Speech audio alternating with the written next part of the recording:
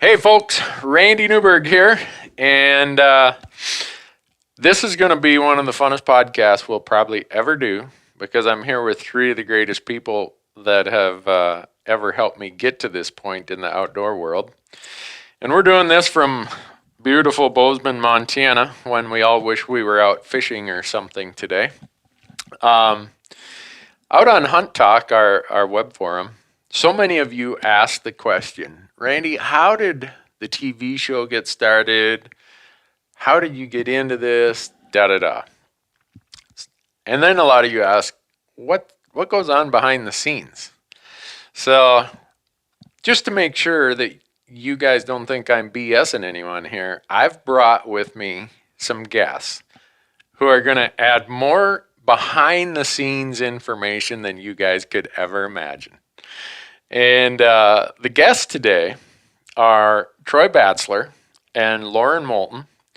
Troy and Loren were the first two camera guys I ever had. They kind of taught me everything I don't know, everything I do know. They worked for a company called Warm Springs Productions, who produced our TV show for 6 years. The first 4 years of On Your Own Adventures and then 2 years of Fresh Tracks. And so they're going to give you the behind the scenes stuff. And then so many of you ask, how did this happen? What's the genesis, the evolution?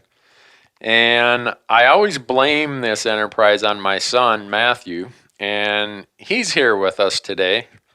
And Matthew is now 10 years older than he was when he talked me into this deal. So anyhow, welcome, guys. Thank you. Yeah, thanks for having us. Yeah, thanks. Appreciate you guys taking the time. And this is gloves off, right? Troy's already grinding at the bit here. He can't hardly wait to tell you guys some of the stories of some of the things that never made it to TV. Well, he's got 3 pages of notes with him, so... And so here's kind of like the contrast, and this was how it was out in the field too. Troy and Loren show up here. Troy's got 3 pages of small print, single space notes, and Loren shows up, and he's just in his shorts and his flip-flops, like, yeah, this will be cool. And that's kind of the way they produce TV also. Troy was a little more intense, and Loren was like, I got it, don't worry. Moose Droll's coming. Yeah. Oh, and all you had to do is just drink a couple beers and you're good. So before we even get into how it all started, the very first production meeting we had out at Mark Pierce's house. Mark Pierce was one of the owners of Warm Springs Productions. He's the one who talked me into this. Well, he says, I want you to meet these guys. And the first time I met Loren, he hands me his business card, and all it says is Beer Man. And I'm like, whoa, one of my lead camera guys is Beer Man. How did this guy get in the room? Right. And so I go home that night, and my wife is like, who are these guys? And I handed her your card, Loren. And she's like, what's up with the Beer Man thing? I'm like, well, in his real life, he sells beer. And so I wasn't sure where this was going to go, right? I mean, that was kind of like tipping of the hand of, Randy, are you sure you really want to go down this path? But yeah, I never was able to make a real living filming, so I had to go find something else to do, and that's what it ended up being. But yeah, selling beer is always a good business, I would think. Yeah, there's never a down on that deal. Yeah. You know, out in Pennsylvania, they had drive-through beer stores. Oh. Just pull up, tell them what you want, and they load a case in the back of your car, and you drive off. Nice. Really? Yeah, that was one of the 2 ways you could buy beer in Pennsylvania. Yeah, Whoa. Wyoming too, but not here in Montana. Huh. I didn't know that. Man. Good Well, thing we might as well start talking about beer. We're on the subject. Well, I think everybody likes beer. With Troy and Loren, it didn't take long before we started talking about beer because do you have to pay for your beer, Loren, from the brewery? No. Oh, so We might have to edit that part. Each of us have this checklist of things we had to bring on every trip. And Loren only had one item on his checklist, bring the beer. Yeah. Troy's bringing the media kit and the Pelly cases full of cameras and stuff, and I'm bringing all the camp gear and everything else. And, well. Yeah, I had the easy part of the deal. Yeah. But before we get into the all the funny stories and the stuff you guys are going to tell the audience that is going to ruin any political career I might have in the future, Troy is just, I can tell he is just so excited to start laying some of this out there. And there's a reason, when you guys hear some of these stories, you'll know why they didn't make TV. Because we would have to be on an adult network. It wouldn't have worked on Outdoor Channel or Sportsman Channel. So, Do we get to start right with episode 1? yeah, well, after I talk about how I got into this, how I got suckered into it, and then you can jump right into episode 1 or episode 50. But I've got them itemized. oh gosh, just doing this makes me wish you guys were still filming with me. We had too much fun. Anyhow, some of you know by watching our TV show that I've got a rare liver condition that is not really fixable. And that's kind of the blessing, if you want to call it that, as to how I got into outdoor TV. And this is where Matthew comes into play. The summer of 2005, I'm as sick as a dog. I mean, I'm not well. And I went back to the Mayo Clinic in Minnesota, and they said, you know what, mister, you don't have the plumbing going into your liver. You don't have a portal vein. And I know those of you listening who are doctors or nurses or in the medical community are going to say, how in the hell is he alive if he doesn't have a portal vein? Because that's the vein that carries most of your blood into the bottom of your liver. And so I don't have one. As a result, only about 30% of my blood gets cleansed. The rest of it just recirculates through my body. And I guess that maybe explains why I'm such a weird person, why I'm often half delirious or looking fully drunk or whatever. But so they sent me home and they said, mister, all you're going to do this summer is you're going to rest. You're going to lay on that couch all summer and get well. And so Matthew and I don't know how many games of cribbage we played that summer, Matthew. A bunch. Yeah. So I'm laying on the couch. Matthew's sitting across from me, and we're playing cribbage. And I'm watching way too much outdoor TV. And that is not medicinal in any way, shape, or form. And one day, Matthew pipes up and says, hey, Dad, we could do better than that. I'm like, yeah, right. That's why I'm laying on the couch here just about dead, and they're on TV. And what were you at? You were 15 at that time, Matthew? Yeah, 15 or 16, somewhere in there. And you were the teacher's assistant at the Bozeman High School. Yeah, I was taking a video editing class at the time.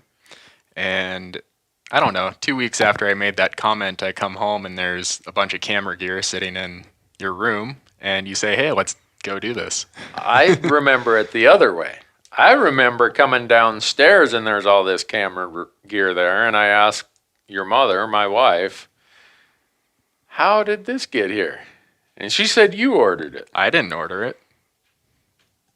She must have ordered it. I had to have been, I mean, okay, folks, I was so heavily medicated at the time, I can't remember hardly anything. So you're probably going to have to go with Matthew's version of this.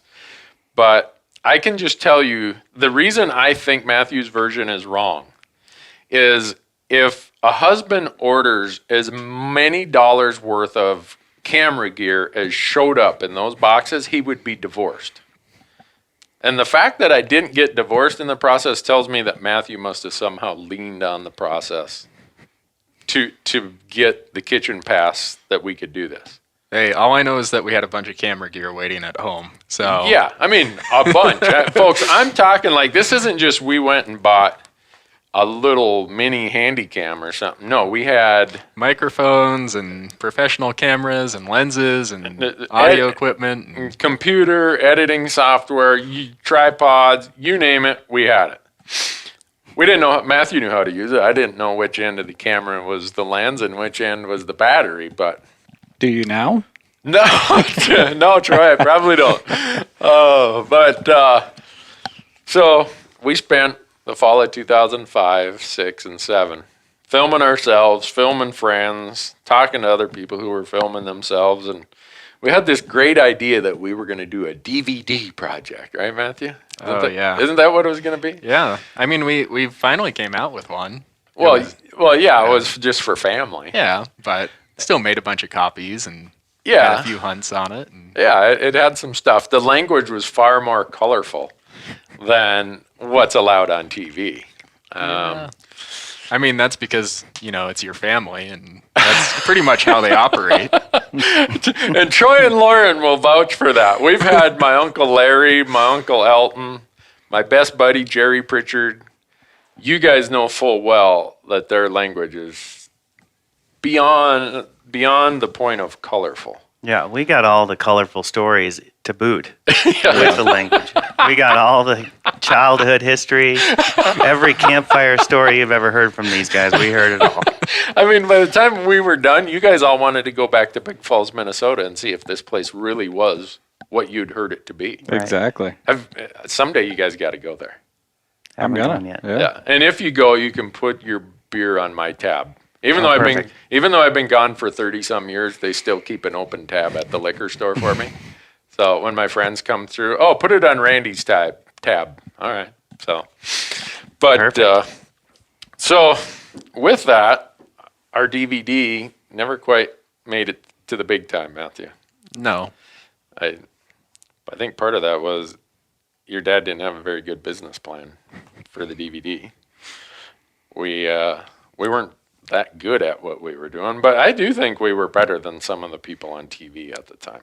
Yeah, I mean, we needed some work, but with a little more practice, I think we could have done it ourselves. But these guys knew what was going on. Troy and Loren really took it to the next level, I think. Oh, yeah. Well, I think in your defense, Matthew, your dad showed me the footage, and the footage was actually good. Like the footage you had on sticks with elk bugling and all that stuff. But then your dad had absolutely no idea what he was doing, and you'd see his head over on the side here, and then he just was kind of meandering through the woods aimlessly. If Randy was running the camera, you knew it was on full auto. It was focusing on anything in front of the lens. There was none of this manual stuff for me. And the audio, we'll worry about that later. Yeah, it was a little rough. Yeah, so roll the calendar around to the SHOT Show in early 2008. I'm down there kind of pitching this DVD idea about self-guided public land hunting. And I pretty much got laughed out of the SHOT Show. I mean, some people didn't even show the politeness to not laugh out loud in front of me. I'm like, well, so much for this idea. So I came home, and Matthew had some friends who were getting in the videography business at that time. So I sold our cameras, pretty much sold everything, or most of it. Yeah. And we were done. I'm like, you know what? Hell with this idea. I'm just going hunting again. And the other reason that I was getting out of it was Matthew was going off to college that fall. And I'm like, hell, I'm such a bad videographer that if I don't have him, there is not a chance in hell this thing is going to work. Well, there are two stories that go along with this. Before we sold the camera gear, I had a Missouri Breaks elk tag that we were on that with Jason, right? Yeah, my brother Jason was with us. So we decided we were going to haul the camera gear around with us. And I had the tag, and we finally came up on one. And a big one, a really big one. It's nice. There are photos out on Hunt Talk somewhere. And so I get ready to shoot it, and I ask my dad, hey, are you on the elk? And he says, yeah. And so I shoot, and we're all celebrating, and then when we get ready to pack up the gear and actually go over to the elk, he looks at the footage, and you were on the wrong elk? Is that what it was? Yeah. So all you hear, I locked down the tripod, and I looked at this footage the other day because on our YouTube channel, I'm throwing up some clips that are titled Before TV, and they're old raw stuff of mostly Matthew's stuff because mine's even too bad to put out there. But I saw that clip, and you hear boom, shoot him again, boom, and the elk that's in the screen is just standing there looking up the hill behind him. And then you hear this hooting and yelling, And our hooting and yelling is what scares the elk off the frame. And then you hear a bunch of expletives of Randy walking up to the camera and realizing he was on the wrong elk. And there's no redo. You guys know this. It's like, oh, man. So anyhow, we had some really good tags like that, Matthew and I did. But if Matthew had the tag, I can assure you the footage in the story was not very well captured. Now, if I had the tag, there was some semblance of hey, a guy could maybe make something of this. So, yeah, before we sold the gear, we had a lot of those kind of events that happened. I think there was another one. What Arizona? I had New Mexico. New Mexico. That was it. Yeah. Again, elk tag. He was on the camera and didn't think that I had a shot at this elk, but I was a few feet over to the side and had a clear shooting lane. At about 120 yards. Yeah. With a 300 Win Mag on a bipod with a bull bugling, and I don't know, it's probably a 350-inch plus bull. Yeah. I think it was bigger than the one I got in the breaks in Montana. Right. Yeah. By a pretty fair margin. It was. And so he said, "No, don't shoot it. You don't have a lane." And from where I was, it was wide open, and so let it walk. And then so I told Matthew, just let him go. He'll step into this opening, and he never stepped into that opening. He turned and walked straight away from us. Yeah.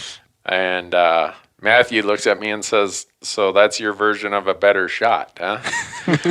And so I walk over like 5 yards to my left of where Matthew was, and it's a wide open shooting lane.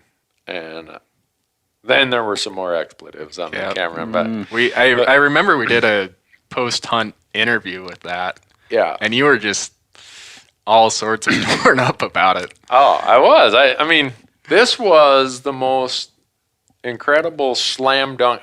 In all the years I've produced TV, we've never had a bull that big stand there for 5 minutes bugling broadside since then. And I screwed it up. But, oh well. And Matthew ended up not filling his tag on that hunt, thanks to his old man. So. Well, it doesn't make us feel as bad as how many times we did that to you, then. Because that's probably the biggest challenge, is getting on the same page. Right. You want to know what that taught me, Troy? Is the hunter and the main camera never have a different point of view. Yeah. If I would have known anything about filming, I would have lined up right above Matthew or right on his shoulder, and I would have known he had that shooting lane. Yep. Yeah. Oh, well. That's kind of how it goes. Too late now. Well, and I'm sitting here thinking to myself, it's lucky that you guys had that time to kind of break yourselves in, get used to what was going on before we actually came into the picture, so that some of that stuff was worked out in advance. We were pretty successful, as I can remember, the first year for public land hunts. And just jumping right in. I mean, it was, let's go full throttle without you guys knowing much. But like you said, at least they knew the challenge of having cameras along. Well, and I think me being so bad at running a camera and getting so frustrated at it, when I finally had other guys following me, I was very sympathetic to what your job was, because I'd tried to do it before. And like I told you many times, I don't want your job. I mean, there's no redos after, what do you do if you kill something and he's laying there and you hadn't captured it? I mean, it's done, over, forget it. Or you just shoot another one. Troy's from Iowa. That's how they do that in Iowa. Loren, he's like me. He's from Minnesota, so we don't follow that Iowa process. That's where you string them up with the puppet strings and redo. And jerk their legs out from under them on the count of 3 or something. Season 1 of Randy's On Your Own, we did that 5 times, didn't we? So anyhow, summer of 2008, I'm frustrated. I'm like, you know what? I'm done with this thing. I see no reason to continue to do it. And that fall, I've got a gunny sack full of premium tags. And I'm like, you know what? The last thing I want is a season like this screwed up by TV cameras. So Matthew and I jump in his Honda Element, and we drive from Bozeman, Montana to Ithaca, New York on a hot August summer trip. And I dump you off at college, and I fly home. And when I fly home, I get a call from Mark Pierce, who I said earlier is one of the founders of Warm Springs Productions. And he's like, Randy, I heard you got a bunch of video footage. I'm like, yeah, whatever. Why would you care? Because I'm starting a production company. I'm like, oh, okay, whatever. So he asks me to bring him one of these, I don't know what you'd call it, a sizzle reel or whatever Matthew had put together of a bunch of stuff. And he looked at that, he's like, oh man, that'd make a great TV show. Yeah, whatever. I was not convinced. I was like, leave me alone, Mark. And I just wanted to go hunting. And then, I don't know if it was a moment of weakness or, again, another moment of over-medication, but he talked me into going out to his place, and I think I don't know if both you guys were there. I know it was the time I got your beer man card, Loren. I still wasn't convinced, and I told Mark, look, I'm not going to pay this much money just to have my hunting season ruined. And so he made me a deal that he'd send you guys with me. I can't remember if it was for 3 hunts or 4 hunts. And if I liked it, we'd sign the contract. If I didn't like it, no skin off my nose. I wish he'd have given us that same option. Yeah, he didn't let you guys be part of the discussion. So, but with that, so now that gets us to it's September of 2008. And the very first hunt was a Colorado antelope hunt. And I remember I didn't know you guys from the Man in the Moon. You guys didn't know me. I'm sure you guys had to be thinking, what in the hell did we get into here? You guys are going to laugh at this, people. The very first night, we drive from Bozeman down to Walden, Colorado. And I just got off a plane from Ithaca, New York, grabbed my junk, and off we go. And I still had my watch set for East Coast time.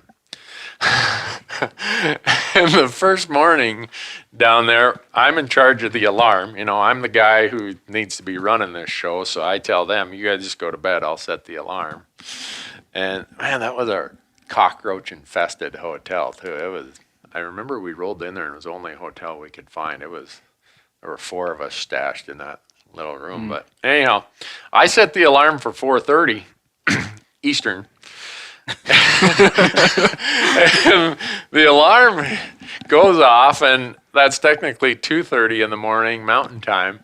And I'm like, holy crap, it doesn't take long to spend the night around here. We better get going. And so everyone's getting all their junk gathered up, and we go out and we jump in my truck. And I'm like, there's not even a semblance of the sun coming up today. And I look at the clock in my truck, and it says like, I don't know, 2:45 in the morning. And you guys had to think, you guys didn't say anything at the time, but I can't even imagine what was going through your head. The very first day we're with this guy, he can't even get the alarm clock set right. And keep in mind, we're antelope hunting. Right, yeah, we're antelope hunting. Noon's like the best time to hunt antelope. Yeah. So, oh wow, that I was just thinking you were ready to go. All right, let's do this. We're gonna kill it. We didn't know about his medication yet. So. Right. And one thing these guys will be able to support is Randy does have a punctuality issue where if you're a minute late, Randy's going to be mad. So I don't think you need to be 2 hours early, though. That made up for all those minutes. Oh, so that was kind of the start of it. Remember when we were trying to teach him the terminology? I mean, literally, we'd say B-roll, and he's like, "What? What are you guys talking? What are you guys doing? We're shooting B-roll. What is that? Why would we need that? I know. What is it? A scenic shot. Do you know what scenic is? He's like, scenery? So what exactly does that entail? Right. So but people, you got to understand this. So the first day in Colorado, there is this ridge that it's like a mile up this sage ridge, and the sun is starting to set. And I still remember these guys saying, Randy, we need this scenic. You walking up right on the skyline of that ridge will be golden. Or money. That's their two terms, golden or money. I'm like, you realize how far it is up that ridge? Look, we're here to produce high quality TV. Just shut up and do it. Okay, so I put my pack on, shoulder my rifle. My buddy Neil, who's with us, he's following along. And the one thing you quickly find out, and these guys wouldn't tell me because they're hoping I'd never find out, is that when you start cussing a cameraman when you're mic'd up, they're wearing headphones and they can hear you. Every word. Yeah, so I'm walking up the hill. These frickin' son of a, this is so much blah, blah, blah. And come back and you guys are just laughing your heads off. And I'm like, what's so funny? Oh, nothing. It didn't even dawn on me that they're hearing me and Neil cuss them and call them every name short of, well, all kinds of expletives. And they just played along with it and let us continue to be fools. And That's normally when you make them do another round of hiking. When you Right. hear them cussing you out, go, well, actually, we didn't quite get it. Could you try another angle? you guys did that many times, don't? And I fell for it the first few times. And finally, when a camera guy tells you the third time to wade a stream or to walk up a ridge, either it dawns on you that they're jerking your chain, or you just get ornery and say, screw that. If you didn't get it the first time, too bad. And then the way you guys would laugh, I knew you guys were just doing it to me. I'm like, gosh. Did you do that again? Yeah. That was good, but I think we could do one better. I wasn't recording. Yeah. Oh, yeah, that was always you guys. Oh, we didn't. I'm sorry. I double punched the button. I didn't record that. Yep, doing retakes and reenactments and all that kind of stuff. That's the learning curve in the business of why we need all that extra stuff. Well, so Yeah. while Randy's cutting his teeth on figuring out what was going on with us and our end of things, that was honestly the second hunt I think I'd ever been on in my life. Really? I had never been Oh, on that's right. any other Yeah. hunts. Right, you'd film We were- kayaking stuff and all kinds of adventure Yeah. sport stuff. We kept that undercover though for quite a while. Randy had no idea that you didn't know at first. I didn't know how to hunt. Yeah, Oh, because he kept going. Why is he walking in the middle of that meadow by himself while we're trying to? yeah. Why is Why do he you always standing on the skyline skyline yourself? up there? And I remember that hunt, Loren. Once we shot the antelope, you turned to me and said, "Holy something or other! That shit happens. That happens fast." I'm like, well, yeah, we're hunting. But I could just see this look in your face like, man, that was intense. And I guess maybe that could have been my clue, but I didn't Yeah, that was my first taste. I didn't even think to ask. But Well, and we have to bring it up, of course. Lauren and I have so much blackmail footage on you, and one of the best ones was on this when you got a cactus up your hind end. oh, Or God. on your knee or whatever it was, and you This- had to take your pants off, and you were saying, "Get out of here!" And he's standing there in his underwear trying to Don't get. record this. And we're sitting there recording it anyways. Drops his drawers. Tidy whities with thorns up his butt, and there's Neil trying to pull the thorns out. This is so bad, people. Everyone asks when we're going to put together a blooper and outtakes edition. And this would be the highlight of it, I'm sure. So we're doing a stock. And actually, I think I screwed up the stock. And Troy says, well, I still want to get some pictures of you stocking, and I want to get them from the front. Lauren will get it from the side. Well, unknown to me, a prickly pear cactus had attached itself to the back of my pant leg right down by my right heel. And Troy's given me these kind of like the hands down, which means get down on your knees. So I'm stalking towards him, and I squat down on my knees, and now that prickly pear is sandwiched between the back of my boot and my right butt cheek. And I buried that thing in there. And I'm trying to be a good TV guy, and I'm the look. Troy's looking at me like maybe I crapped my pants or something. But I'm trying to follow through the scene and the audio he gave me. And finally, I'm like, I'm sure there's a lot of F words, but I'm like, son of a, and I stand up and Troy's like, what's the matter? I'm like, I got a cactus in my ass. And I'm dancing around and it's in there so hard, I can't hardly even drop my drawers because it's the cactus pins got my Levi's or my Wranglers kind of bloodied and stuck to my butt cheek. And so I look at them and I say, turn those cameras off. And so we ran in and got closer. Yeah. so they set It's off. Yeah, they set them up, tripods, locked them on the tripods, and they walk away. Well, I'm so preoccupied with this pain and this blood rushing down the back of my right leg, I don't care what's going on. I drop my drawers out in the prairie here, and my buddy Neil standing next to me is like, what's going on?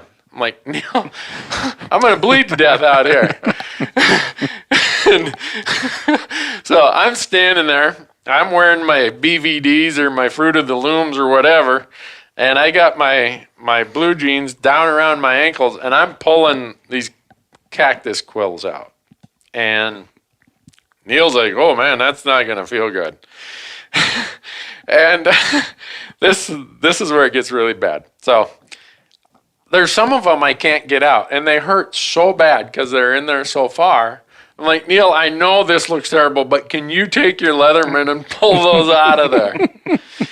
And Neil he's nearsighted. So Oh my goodness. he's got to get so close to me in order to see where the pliers are going to get the cactus quilt. And he's pulling, and I'm screaming, and there's blood flying. And I look over, and here are two camera guys laughing so hard. I'm thinking, man, this must really look funny. But even as funny as it looked, it wouldn't cause them to laugh that hard. And I look over at the cameras, and the red record button is on. That was Lauren's camera. I felt so blinking. bad. Before they walked away, they hit the record button. So in our archive of footage is Randy Newberg standing there, bent over, blood streaming down his right leg, and his buddy Neil Hunched under him. Yeah. Trying to pull him out. trying to pull all of these cactus out of my butt. But yeah, That's one of the That was early like- rules. You when something's happening, when something's going on, you do not stop recording. yeah. And so once I saw that, I thought about firing some rounds at the cameras or doing whatever. And I was mad at you guys. I mean, I was seriously mad at were you you? guys. Oh, I was pissed. I'm like, you know what? You guys don't understand how hard I was trying to be a good guy and work through this scene, and then you guys have the balls to do that to me and then laugh about it because you got it on tape. So, yeah, That was the second or third day on the job. So Yeah. we knew it was going to be a hell of a season. yeah. And so, I mean, here we are. We're on day 2 of our time together, and we've already burned up 29 minutes of talking about It's gonna be 3 podcasts. craziness. But so So, it was just, when is that gonna make it on the YouTube channel then? it's not. Are you sure? I'm sure. I have a separate copy that Lauren and I made a little If behind the scenes. if that makes I don't know what you're talking about. If that, You made it behind the scene. yeah. No, I'm if- just getting him riled If up. that makes it on any public domain, somebody's gonna die. We'll wait till you run for senator or something. You know, most senators, most people with political ambitions are worried about maybe affairs they had or drinking problems or Yours is just nudity in the wild. yeah. That's all I got. That's the only skeletons I've got if I run for political office. And what the hell, it's right there. Everyone can see it. But What was the second hunt? I'm trying to. Was it an elk? That was the elk hunt with Larry, I think. Even though No, I think the second hunt was we went to New Mexico and I shot that elk that it took us forever to recover him. the archery. The Was that archery one? the second No, one? I thought that was later on. Wasn't That was next season, wasn't it? Uh-uh. No, that It was the first season. Wow. Because Jer- that was Randy's first That was the first attempt with a bow. Right. Oh, yeah. Scott and Jerry were there with us, and Wade. In the Gila. Yeah, in the Gila. Yeah. And That was a cool hunt. It was a great hunt. It's one of the more remarkable experiences I've had because I was convinced we were going to lose that elk. Yeah. Well, and this is another reason that what people probably don't realize too is how much the camera operators actually run the show. We usually spot the animals. We set everything up. We tell Randy how to stalk and get up there. Right. But on a serious note, like this is a situation after Randy shot that was the next day, we looked for hours and hours and we're losing blood trail and we all split up. And then Loren, you were by yourself when you spotted it, if I remember right. Yeah, it was. And you were like wasn't hundreds too far from where I didn't remember it being too far from where we were all looking. But it wasn't, but we were all spread out, Yeah, and everybody was in hunt and find mode. It wasn't like we were trying to film every moment. We were just all desperately trying to find the elk. And when you said you found them, Loren, I thought you were just jerking my chain. I was back like 300 yards, and I heard someone say, "I found him. He's over here." And I'm like, "Come on! This is too serious of a moment. Don't be screwing with me here." Yeah. And that's where we got all the trust back, maybe. Yeah, you did. I was convinced that elk was gonna spoil out there in the sun and be coyote bait. Yeah. So that kind of brings up, some of the questions that have been posted on the forum of how much of the TV show is actually hunting and how much of it is just, television type stuff, and how often do the cameras screw things up? How often do you get waylaid based on, weather, filming late, or things like that? So you're wanting to start. You are wanting to start an argument here. It's two against one. You basically could ask him that stuff privately. Who screws up what, and then we'll come back together as a group. Yeah, because the first rule of TV is it's always the cameraman's fault. Whether it is or is not, it's kind of like at home. It's always your kid's fault. I put it on the camera itself. Right, yeah. Especially those first couple of years. Right, and they could do that because I'm so ignorant about how their equipment works. They're using such high-end equipment to what I had any idea of. They could have told me anything, and I'd have been, oh, yeah, that piece of junk equipment. Yeah. But so they kind of had a little, what would I say, easy path of covering their tracks. There was just no way I could hold them accountable because I didn't know what kind of gear you're using. I didn't know if it was the camera's fault or your fault. And it certainly wasn't going to be my fault. No. But yeah, I think a lot of it, just starting at the top there, a lot of it is the situation. You basically go into a trip from our point of view going, how do we make a full story? Randy's going in saying, I got to get an animal and how do I hunt? And you have to combine the two brains together to try to come up. But you normally focus all of your time hunting and trying to get an animal, and then you build your stories around it. You can't just go there and shoot tons of B-roll and stories and here's what I hope is going to happen. You need to jump right into the hunting. Otherwise, you lose time. You don't have enough time. Yeah, and I don't think people understand how difficult it is when we do this on public land. And I don't mean that in any sense that hunting on private land isn't a challenge, but how many times did we go to do something and we show up at the trailhead with our big plan and there's 5 other trucks there that beat us to the punch? Yep. And we just got to go somewhere else. How many times were we making a stock and some other hunters got there before us or whatever it might be? And when you only have 5 days to do this on public land, it's a challenge. Yeah. And fortunately, you guys were really patient with me because I did not, and it's only reasonable, I wasn't trained in film and fine arts like you guys were. So for me, you tell a story by sitting around the campfire, and if you drink enough Pabst Blue Ribbon, the story finds its way. But you guys taught me and were very patient in tolerating my bullheadedness as you guys were trying to tell a story. And now here I am into year 8 of it. Now I feel like, okay, I know the story I want to tell when I go out there. But when we started this project, I had no clue how to tell the story, and I was trying to watch you guys, what you're doing, but I'm too busy having to kind of lead us down the path of a hunt. And it was your guys' job to find where's the story, what's happening here, why is this an important part of the story, why should we build on this, stuff like that. I think that was one thing that helped lend itself to the success of On Your Own early on was that Troy had a ton of hunting, filming experience. We both had outdoor television experience, but no one knew what the story of On Your Own was until we started filming it. And it kind of evolved itself, and we all kind of created what it was over the course of the first season, which was pretty cool. I remember talking about it, kind of feeling like thrown to the wolves a little bit, like, okay, go make this TV show. But we didn't know what it was other vision. than a public land hunting show. Exactly. Well, and you were dealing with Randy at the same time where, like you said, you're a great storyteller, but on camera you were awful at trying to tell that story. You can sit around the fire and tell a great story, but we can't sit there and watch you do that. You know, it was putting it into motion. And I think you're exactly right with the troubles and the trialations of trying to get through 10 to 20 hours of footage to try to put a 22-minute piece together.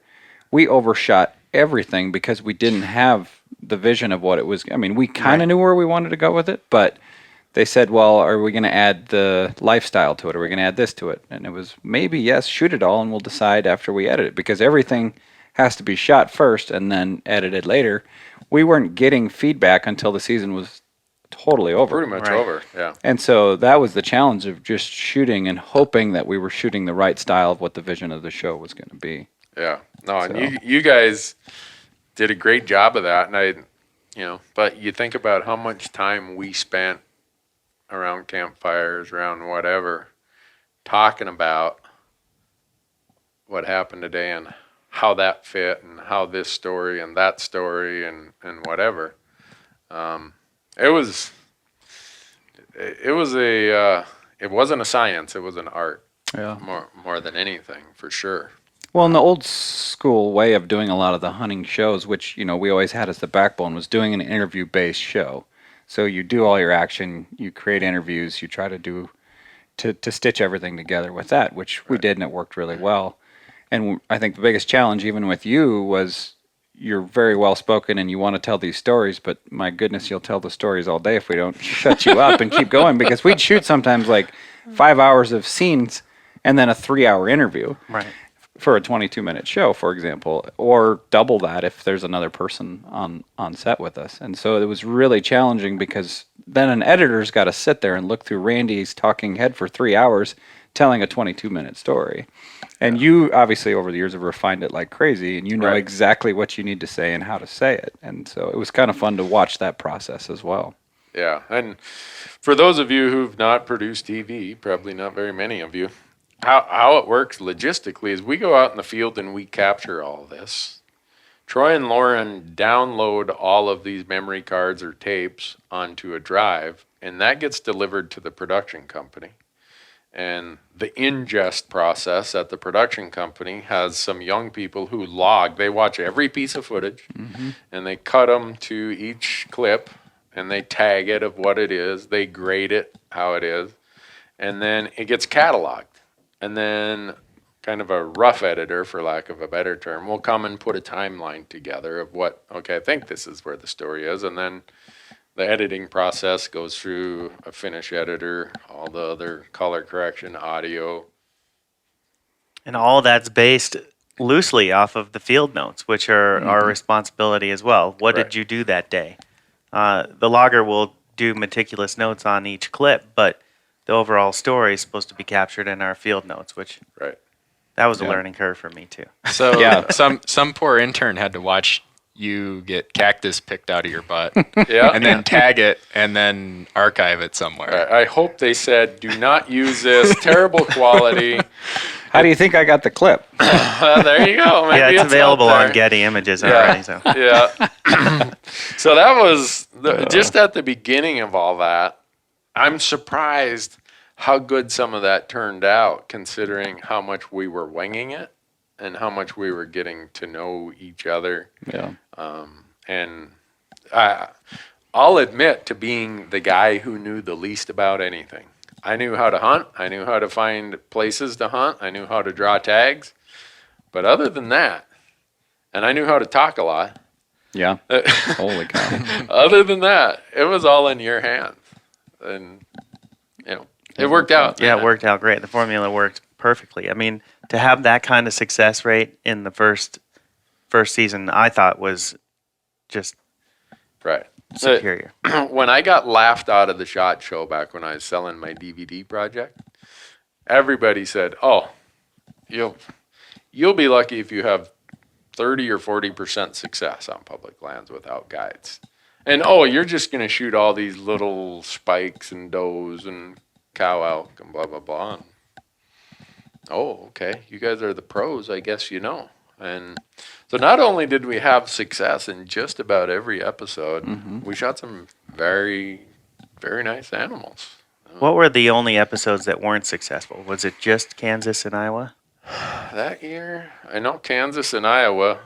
No, you had something in Kansas, right? And then you came to Iowa. And, Right, came to Iowa, and remember your camera froze? Yeah, When so that buck was coming Did in? we get? we We waited. didn't get anything in Kansas. Though. I was in Kansas right. and you were in Iowa. Right. Yeah, And I thought you did. No. Well, in Kansas, the wind after blew, you left. Right. You Yeah. left.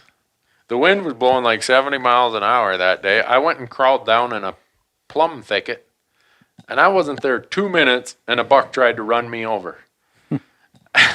And I couldn't get the camera on him or anything, so I just shot him and said, "Hell with it." That's right. I remember that. That's why I remember you getting something. But Right. And then I met you over in Iowa, and it got so brutal cold. it was amazing, the temperature change over the course of 30 minutes. It went from spring, nice weather, 30 degrees, perfect for hunting, to negative temperatures in 30 minutes. It was unbelievable. And the rest of the week was Was like sub-zero temperatures. Yeah. And we stood there and froze and froze and froze. And as I'm shooting B-roll, my eye's up to the eye cup. And I guess the heat from my eye made the cut. As soon as I took my face away, all that condensation froze within the viewfinder. So, of course, that is the moment. And it was the last day. Last Night of the hunt. And there's the buck. And can't see anything. Not on him. And we watched the buck run off. Yeah, that was one of those ones where you needed a second camera just filming the interaction with Loren and I. Because I'm sitting there, it's a shotgun only season, and it is miserable cold. And we're in this little makeshift blind, and here comes a really nice buck. And I'm like, "You on him?" I'm ranging him 150, I think got to like 105 yards or something. And you're like, no, wait. I'm like, "You on him?" No. "Loren, are you on him?" "No." And then once you don't swear a lot. And once you started swearing, I'm like, this is not good. Something bad is going to happen if Loren is swearing while he's trying to fix the camera. And it's what you said. The viewfinder froze up, so you couldn't tell if it was in focus or not. Yeah, I couldn't see anything through the eyepiece. Although, in retrospect, had I just recorded, I'm sure we would have had a shot. But because I couldn't get in on the animal, couldn't get focus, couldn't see anything through the camera, I didn't realize what was going on until it was too late. And so, for those of you who ask, what does Randy do in that situation? He throws a tantrum.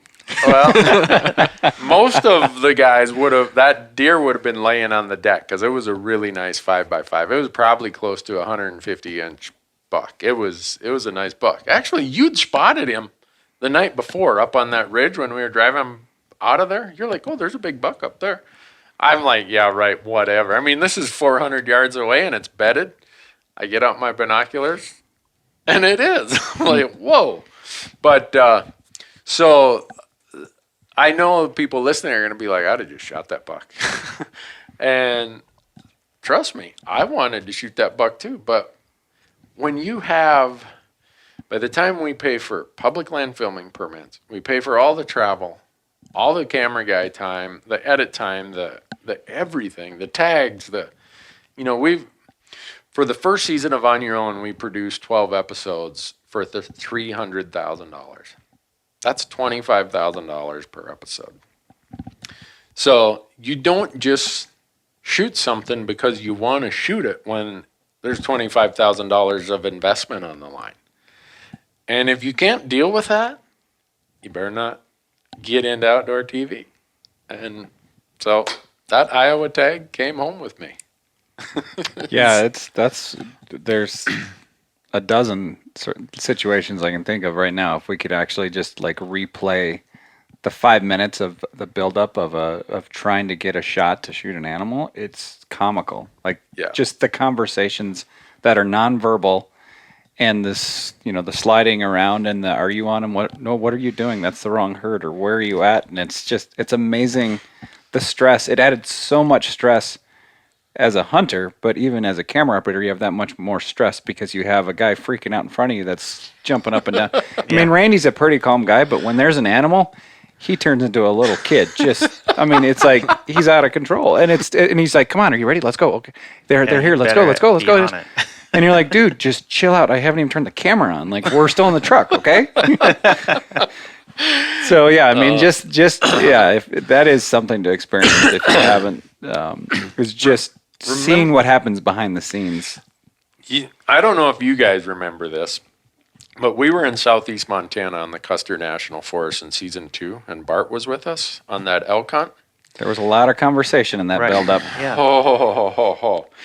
So we'd seen this really big bull chasing this cow, and my buddy Bart May's calling, and we're getting close, but not close, and the elk move off, and Bart says, "I'll stay back here and call. You guys move forward." And we get to the point of this ridge, and we look down there, and there's that big bull standing there.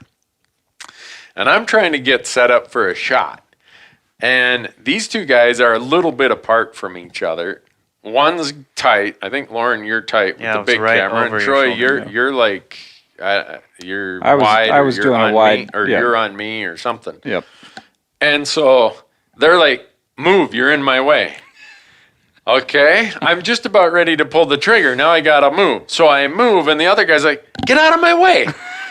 And well, that's because we set ourselves up at a good spot, and you kept ruining it. So now we're on this really steep slope where I'm not shooting down slope or up slope. I got to sit there with my right butt cheek up slope and my left butt cheek down slope.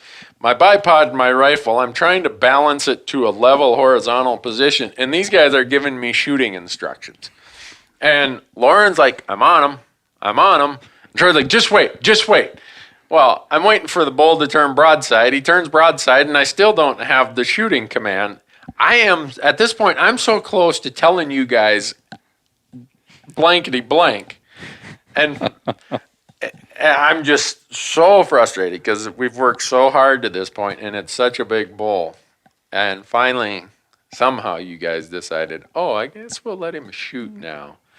And beautiful shot. I think you can see a vapor trail through. You can. Yeah. You got that great, Loren. I mean, that was That's why you had to wait. But art takes time.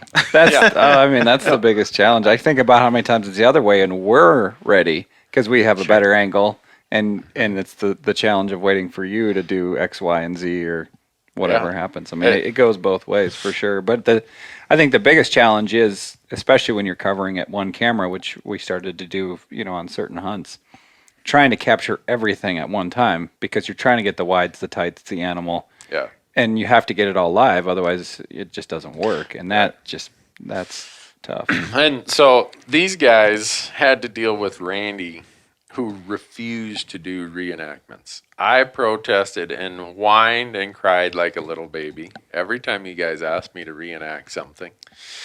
And then in season 1, you guys Randy just calmed down, listened. So there's a couple times in season 1 where we did some reenactments.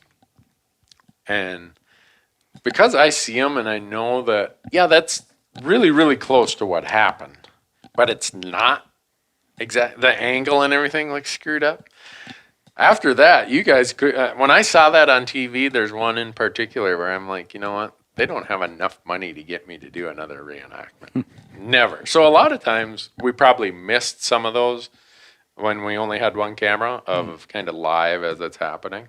But I didn't really care. I was like, you know what? I'd rather miss it than to be phony and try to bullshit the viewer into something that.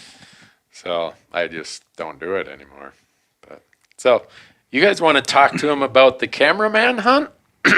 The deer hunt when you guys were going to be the talent?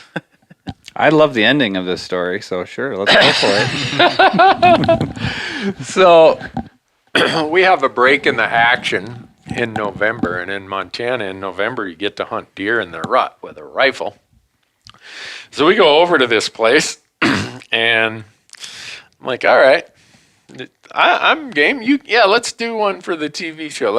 You guys be the talent. You guys film each other. I'll just help out. I'll carry stuff. And they're filming each other, and these guys are as natural as can be behind the camera. When they got in front of the camera, it was so bad.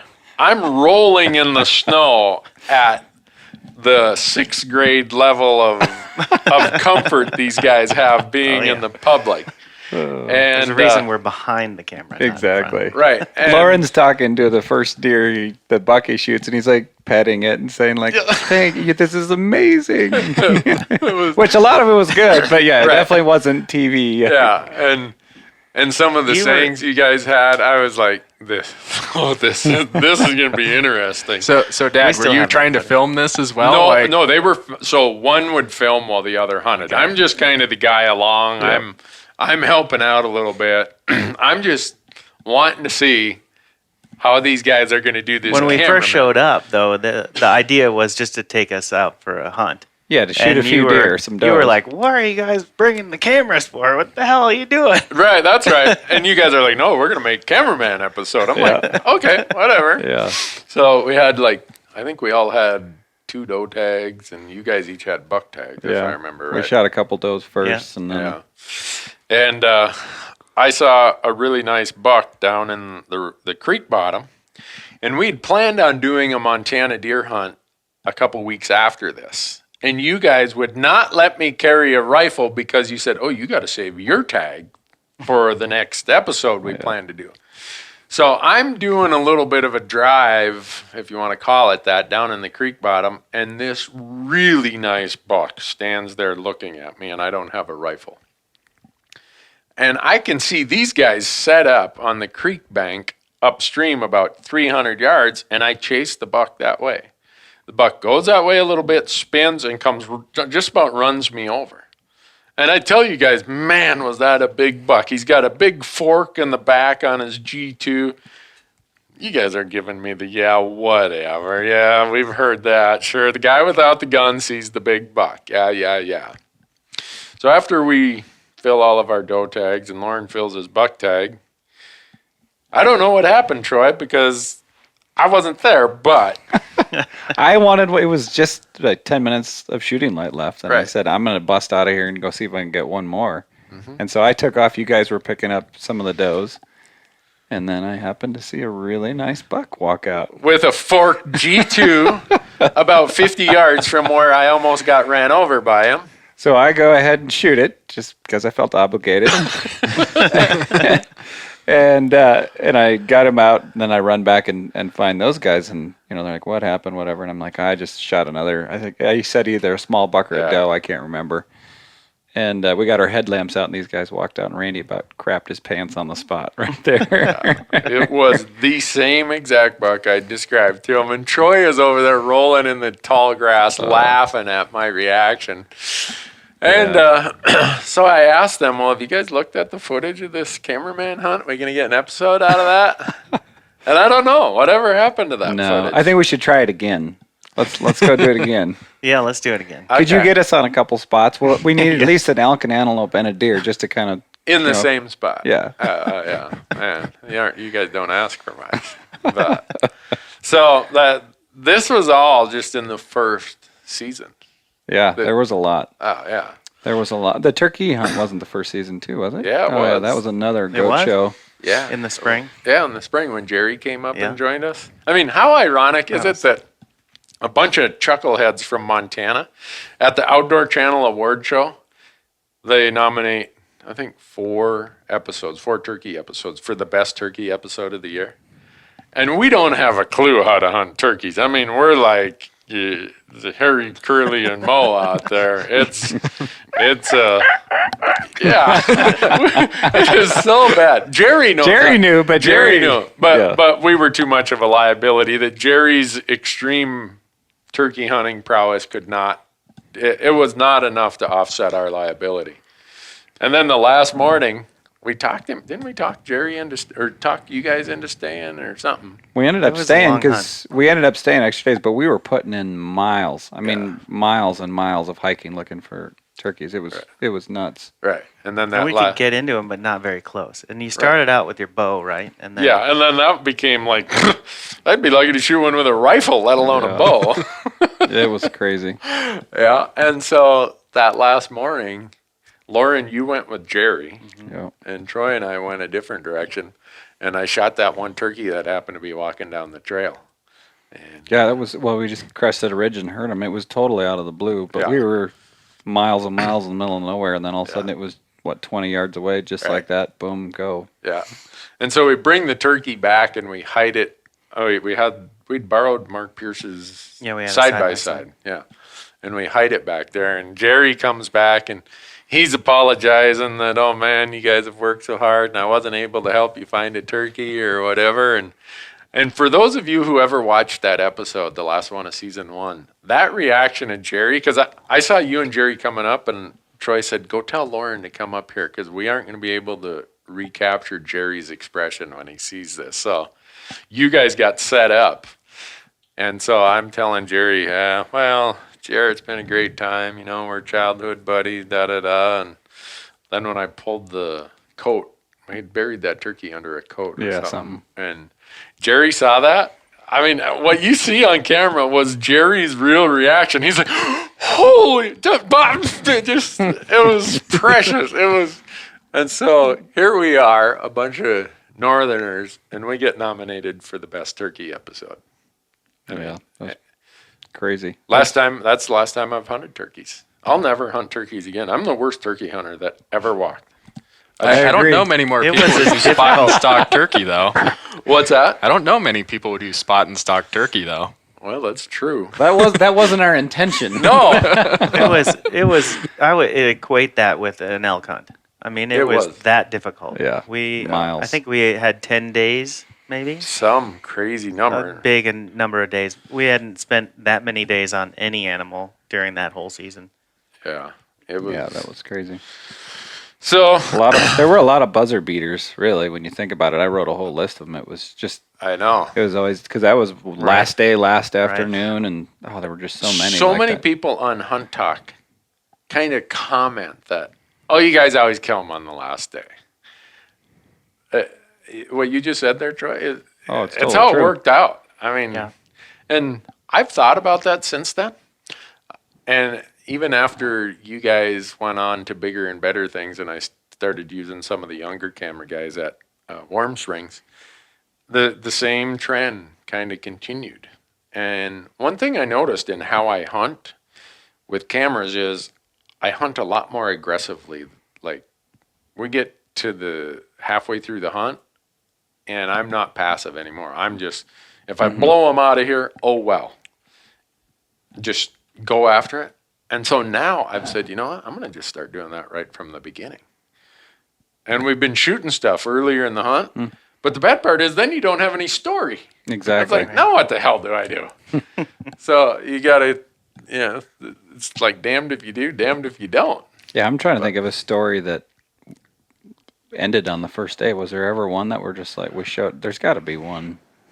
There was last year with the goat, but Yeah. that was the only episode I got to shoot last year, and it was done within 12 hours. Yeah. Well, no, it was the next day, wasn't it? Yeah, it was. Lauren filmed the goat hunt for season 3 of Fresh Tracks last year. It was a mountain goat hunt here in Montana. And fortunately, we had just hiking into goat country and stuff like that gives you plenty of buildup. And then we saw the goat the night before, didn't get him, but the next morning, Randy Hodges shot that goat. So that was that was one, but the number that got we killed something at the bottom of the ninth was a whole lot different than any hunts that we filled tags in the first or Early. second inning. Do you want to know the truth behind that? Why that happens? Sure, Troy. Yeah. Because we don't get paid until we stay to the end. So we don't want to leave early. These guys get paid. These guys get paid a day rate. Now I get it. So the other guys after them, they got paid a salary. These guys got paid a day rate. So they were milking. I'm totally kidding, Worms Rings. I'm totally kidding. You weren't on him, were you? No. It's only day 3. Yeah. Oh, man. Lauren, you stand up this time. Guys, I've been had here. Oh, man. I don't know how many times we talked about how fun it would be to have a show about the cameraman who doesn't agree with hunting and always screws the hunt up. No! Go run for your life! You know, the first couple times that you guys told me, no, we got to go in this way because we can't film that way. We want this light or we want that backlight or we want whatever. I'm like, what? There were times that we would go in with the wind at our back because you guys would tell me, oh, the light's better going in that direction. And I'm like, what? That's because it was day 1 or 2. We wanted to wait. Or we got to cross over this skyline because we want to come in from the other direction. You don't skyline yourself when you're hunting. We're not hunting. We're filming. That's what you guys would always say. We're here to tell a story. I'm like, yeah, the story about how stupid we can be when we're out hunting. I don't know. There's just so many things about filming. And you guys know it better than anyone. I mean, you guys have filmed more people than just me that make it a huge challenge. And I suppose if you're in one of these places where you know you're going to see 12 deer a day come under your tree stand, oh, well, so what? You know, is what it is.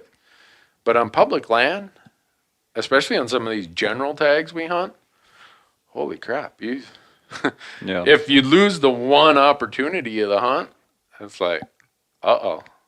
That's not good. So yeah, there were a lot of those.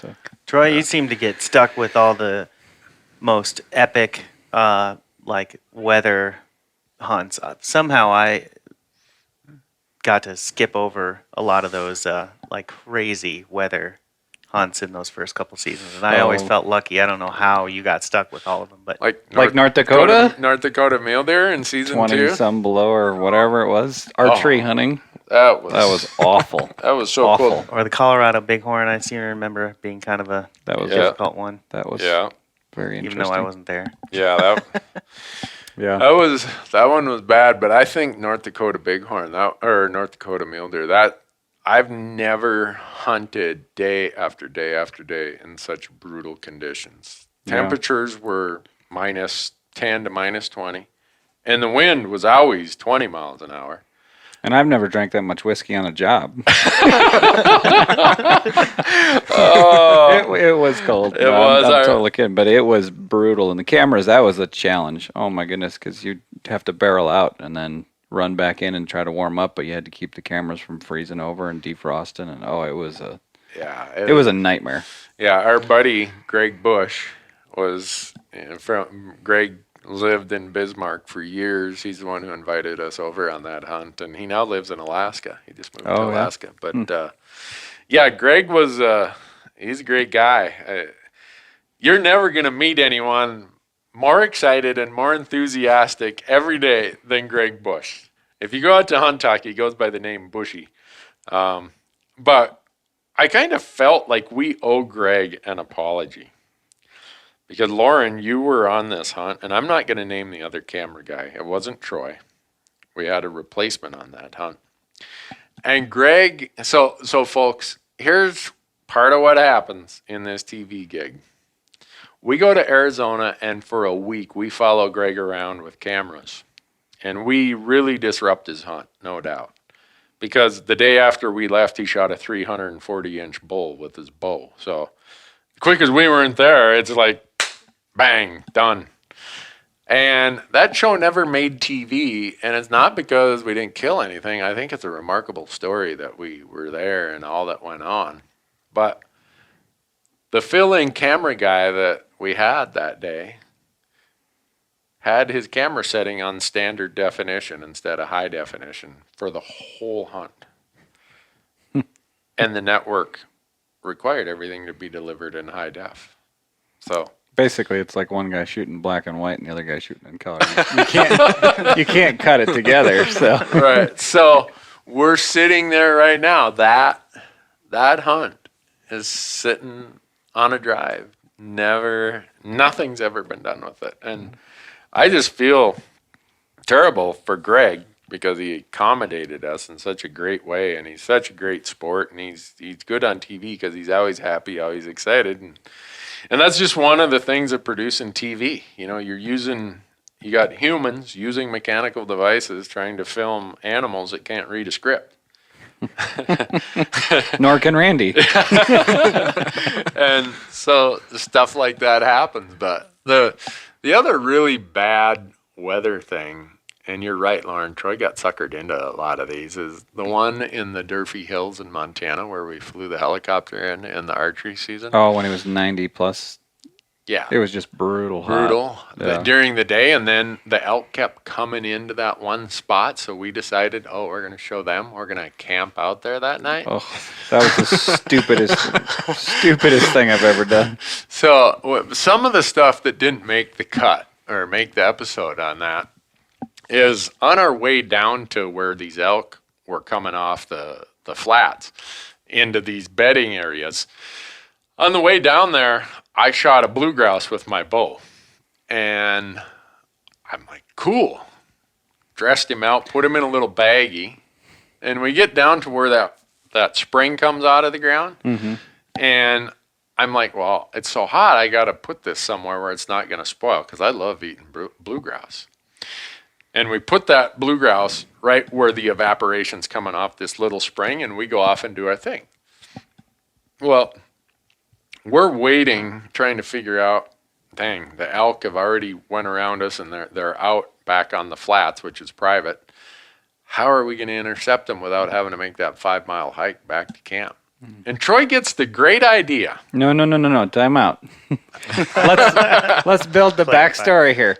Every day up to this day, I had carried like a bivy sack, an extra fleece, all the extra stuff, extra food, because I can't go anywhere without food, as Randy knows. I'm awful about it. And that morning I woke up, this was like day 6 or 7, and we were kind of starting to get wiped out. It was towards the end, right? Yeah. And I said, Randy, is there any chance we're camping tonight? No, we're not camping. Okay, so I empty all the crap out of my pack because I'm sick of carrying it everywhere. And then now let's fast forward to where he's talking about in the story when he decides that we should stay and camp. And I literally have like a fleece and just some light pants, that's it. Yeah, that's all we have. But I want to kill one of these big elk so bad. And I'm so frustrated with them giving us the slip every day. And so I proposed the idea to Troy. I'm like, what do you say? We just sleep here tonight. We'll just sleep out in the grass. And keep in mind, it's 90 degrees right now. It sounds amazing. Sounds great. And anyone who's been in the mountains knows at night, it drops a lot. And then we got, a 40, 45 mile an hour wind that night? Easily. But even before that, we're doing an inventory of our food. And this gets back to the blue grouse story. I think we had one bagel between us. We had 1 or 2 of those little the Quaker oat bars. Granola bars, yeah. Yeah. And that was it. Yep. And a grouse. So we said, you know what? Let's go back to the spring and let's cook that grouse right now. And we go back there, and as we're walking up the road, Troy says, man, there's bear tracks in the road here. Damn black bear came and ate my blue grouse that was hanging in a bag above the spring. Correction again, it was my blue grouse as well. I didn't have any food either. Well, our blue grouse, yeah. I was going to give you the legs. So now we're like, oh, this might be a bad sign. Heck with it. We decided we're going to do it. So I'm trying to remember. This is in season 4, season 3 or 4. 3 or 4, yeah. It's a Montana archery elk hunt. And so we're laying there, and it's getting dark. And I remember how cold it was. And Troy's, he's out there. It looks like a logging operation going. He builds this big, long hut. And it's just a pile of pine boughs. And it's to break the wind and to provide some thermal cover. Well, for me, I wore one extra layer of clothes. And I took my Mystery Ranch backpack and I folded it apart. And I laid it on top of me to keep some heat in. And I'm doing okay. Looks like a turtle just laying Yeah. there. And I'm starting to nod off. And all of a sudden, I hear wailing and howling and cussing. And I look, and Troy's over there jumping up and down on one foot. Somewhere when I'm sleeping, he gets up to go build his mound even higher. And why didn't you have your boots or shoes on? That's really funny. I was just thinking because it goes full circle for the prickly pear cactus story. Right. Because I took my boots off, my feet were like swelling up, and I finally unlaced them. And then I started shivering so bad that I got up and went and started cutting more pine boughs. And I stepped on a cactus. So I am in my socks, jumping around, and it's 20, 25 mile an hour winds, blowing like crazy. We're freezing to death. And so he's sitting there shivering with a headlamp in the dark, trying to pull these prickly pear quills out of his heel. And I mean, there's some bad ones. I'm like, oh, this is not good. And so we're laying there. I remember that morning, all of a sudden we can hear the elk getting closer to us. And I don't think either of us slept much that night. It was so cold. Actually, we took my game bags and we cut holes in them so that Troy could wear them like Casper the Ghost or something. So it was the only additional warm items I could think of. And that was probably the stupidest thing we've ever done. I mean, it's just, we didn't, had the wind not picked up, maybe we'd been fine, but we were so exposed. Did Mom ever find out about this one? Yeah, she saw it on TV, and she's like, how stupid are you? You should have died out there. Well, okay, whatever. I refused to cuddle with him. He kept saying, you want to come over and cuddle? No. And I was like, no. No. I would have taken the chance of starting a raging grass fire before cuddling with a camera guy. But we did get an elk the next day, though. Right. Almost all the way back at camp. That's the irony of the damn story. Is we hiked all the way back chasing them and then finally got one. Yeah, and a lot of people have emailed and said, well, why didn't you start a fire, you knothead? Well, first of all, our film permit, and a lot of people don't realize that we have to get when you film public lands. So any of you who are listening and you see a TV show filmed on public lands, they need a public land filming permit. Very few people do that. And if you see them in a wilderness area, the odds are they don't have a public land filming permit because it's illegal. They're impossible to get in a designated wilderness area. So when you see people filming in the thoroughfare wilderness of Wyoming, you see them in the Bob Marshall of Montana, the Lee Metcalf, the Maroon Bells. I see lots of episodes filmed in wilderness areas, and I know they didn't pay $2,000 for the permit like I do. But my show is all public land, so I'm gonna go through the hoops. I use a resource, I should pay for it. Well, anyhow, how that ties into why we didn't start a fire is my film permit said no open fires because it was really dry. And if we would have started a fire that night, as hard as that wind blew, it would have been half toast. of Fergus County and Wheatland County would have burned down that night. So you just, even if my film permit had not prohibited it, I wouldn't have done it. No. And here's the worst part of it. We thought it would be like every other morning, those elk could come strolling through there about half hour after the sun came up. Nope. About 4:30 in the morning, they're walking right through our camp, and it's pitch dark. So we go through all of that, and it's crazy. doesn't do us any good. But like you said, the next night, which was the last night, we arrowed that elk at, I don't know. Right at dark. Yeah. So flew out the next day. I actually had a tag that season. That was the year that I came in with my bow too. And you said, we'll get one in the first couple days. Right. We'll film you. Yeah. Well, my bow sat in the tree for 8 days straight. That's right. Yeah. Well, what it was is he wanted to get paid for his day rate longer. Exactly. And so, but yeah, that was a great hunt though. to talk about weather, Loren, I don't think it was any too warm when we were doing the wolf hunt either. No, You- I mean, That we first definitely stretch, had our share, or I had my share of epic weather too, but not somehow I skated by. yeah, that wolf hunt. What people don't know is we'd hunted for 6 days in December when it was just miserable cold, and we didn't shoot a wolf. And then after the Christmas break, it warmed up a little bit, so we went over to the other side of the mountains.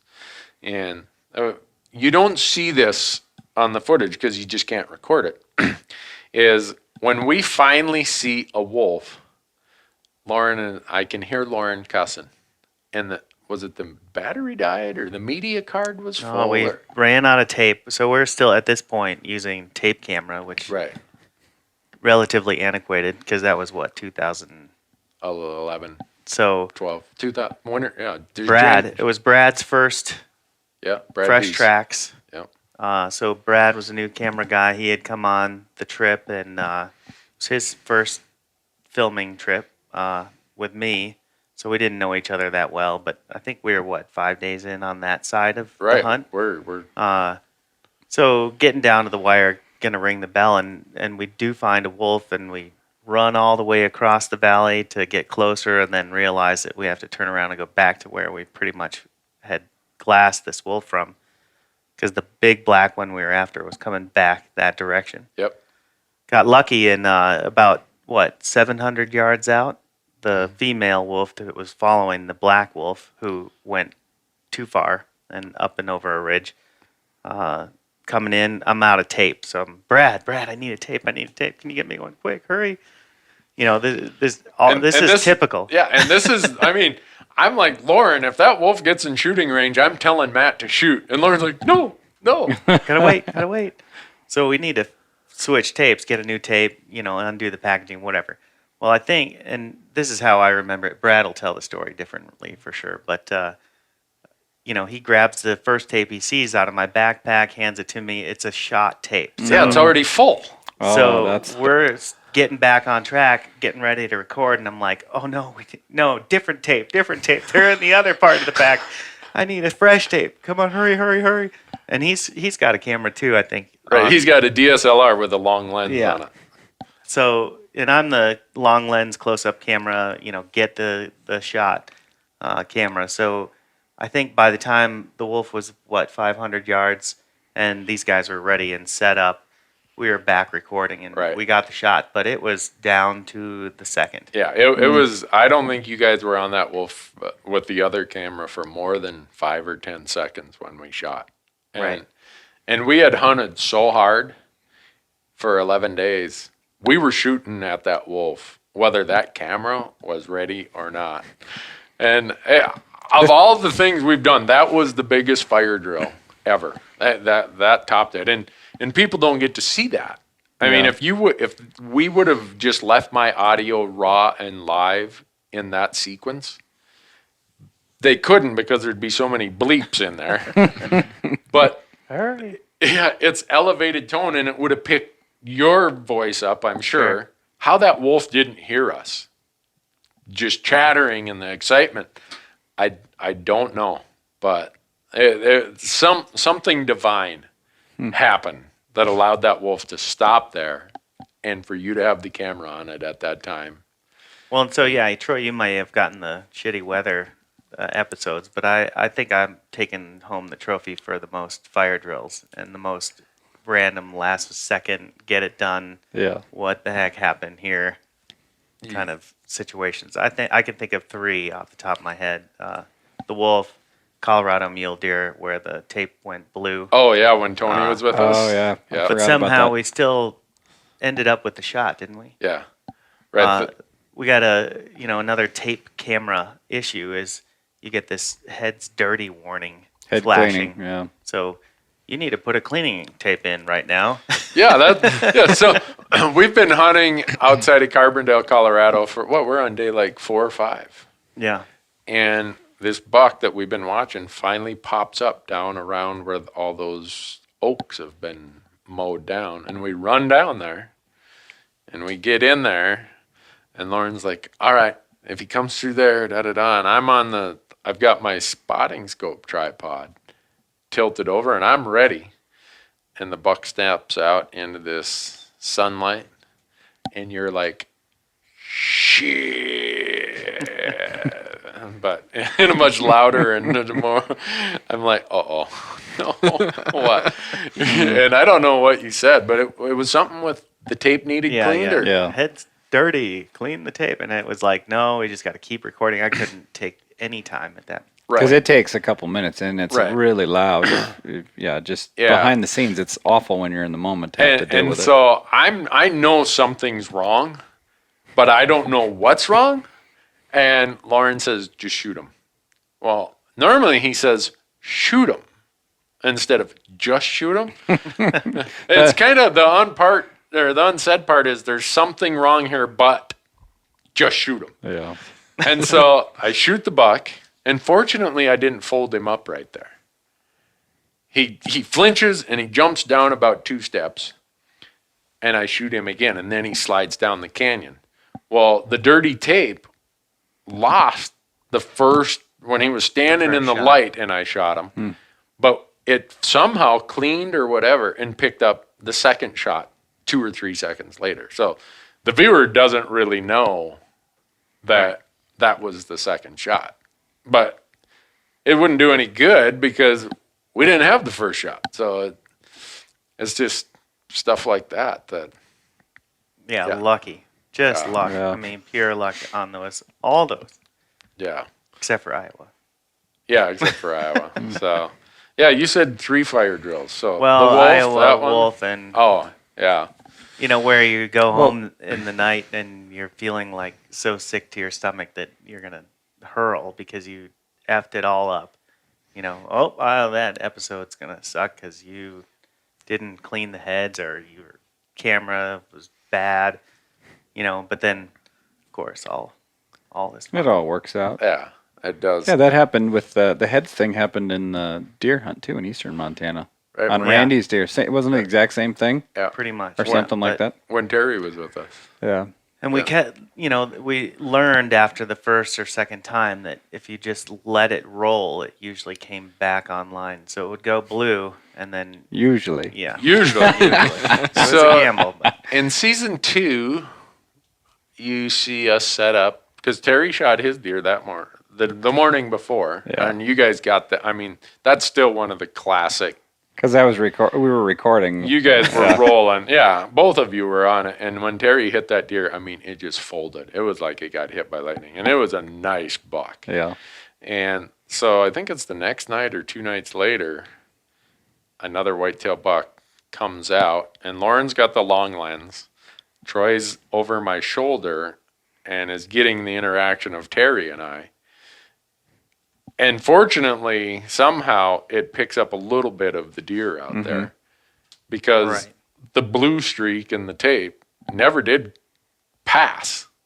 I mean, when Yeah, I that one I think went blank. If I Something, remember yeah. right, like it totally just blanked Right, out and from so- the cleaning. Yeah. You guys are wondering why that kill shot, if you watched that episode, was so marginal. It's because it was captured by a camera that wasn't even trying to be on the deer. Yeah. It was a camera that was trying to be on Terry and I. And the camera Loren was running that was on it malfunctioned.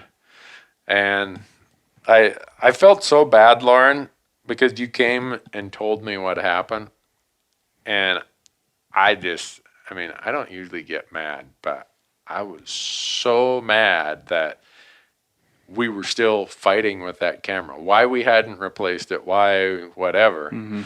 And you were always you felt like everything was your fault. And then me getting mad didn't help it any. So I'm like, oh, great, Randy, you just... Yeah. Is this the first time you guys have talked about this? You guys Oh, both no. look like I had to go to therapy after that. So they told me I need to go to Loren and tell him how long this has been on my mind. Jeez. So, but what else is on the Hunt Talk list, Matthew? There's a few things. Just stuff that I was thinking of. What was one of the scariest moments that you've been through while filming or just in general? Scariest. I don't really know if there's been You guys think of any? I was thinking when there's so many different episodes, we'd almost have to break them down. But the 2 yard elk, when your bow blew up on you,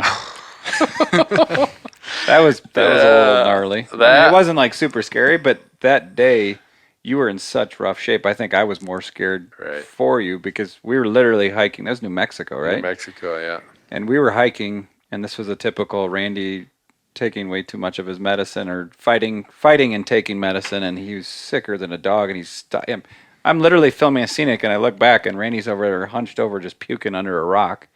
And we'd go a little ways, then he'd stop, and he'd have to lay down, and he's like, no, we're going to keep going. I'm like, you idiot, let's just go back to the truck, you recover, and we'll go. Yeah, and these guys got to the point where when my liver would flare up, and you don't, the viewer doesn't see it, or not much. My wife and Matthew, you can pick it up when you guys watch the episode. You guys know what a bad day looks like for me when my liver isn't doing well. But that day, Troy, it was bad. It was bad. That was really, really bad, and how crazy that we end up shooting that bull that later that afternoon. But you let me sleep there for, I don't know, how long did I sleep in the shade? Oh, yeah, because we had that other cow or that young bull come in where you were sleeping. That's right. Yeah. So that helped me a bit. But a lot of people have said they think that 2 yard elk thing was a farce, that was reenacted. Oh, that was crazy. Yeah. Well, and there's another bummer camera equipment issue with that is we had a GoPro too. That's when GoPros were like the new big thing. Right. And I had I think I gave you the head mount or hat mount or whatever for it. And we wore it for 20 minutes sneaking up to the elk. And then the battery died. And it was like, well, we're 20 yards away from where we think this elk, we don't even know if it's there anymore. Yeah. So I take the GoPro off, which would have been absolutely incredible to see your point of view when we were standing there staring right down on it. Right. So we took that off and we kept sneaking up, and we probably stood right over the top of that elk that even bugled in his bed a couple times. Right. He was totally facing the other way. The wind was just right. Yeah. We were there for 10 or 15 minutes just watching the tape. The time code on the tape rolled for 17 minutes with us standing on a rock 6 feet above that bedded elk. And here's the part the audience doesn't see in that episode. So the bull finally, what they don't see is you and I doing a lot of nonverbal gestures, eye rolls and like, no. So at the time, the networks did not allow you, and they still don't, I don't think, to shoot an animal in its bed. Yeah. So I'm wanting to draw back and drill this bull laying there. I mean, I could jump on it with a spear at that point.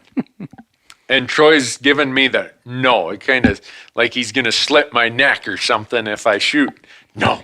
And he's nodding his head, and I'm nodding like, yeah, I'm going to shoot. And he's shaking his head sideways. No. So we sit there, and I'm thinking, you know what? This is going to go south. You don't get a chance like this, and we're going to screw it up by waiting. Yeah. And when the bull stands up, finally, he still doesn't see us. I come to full draw, and all I can see is brown in my peep sight at that range.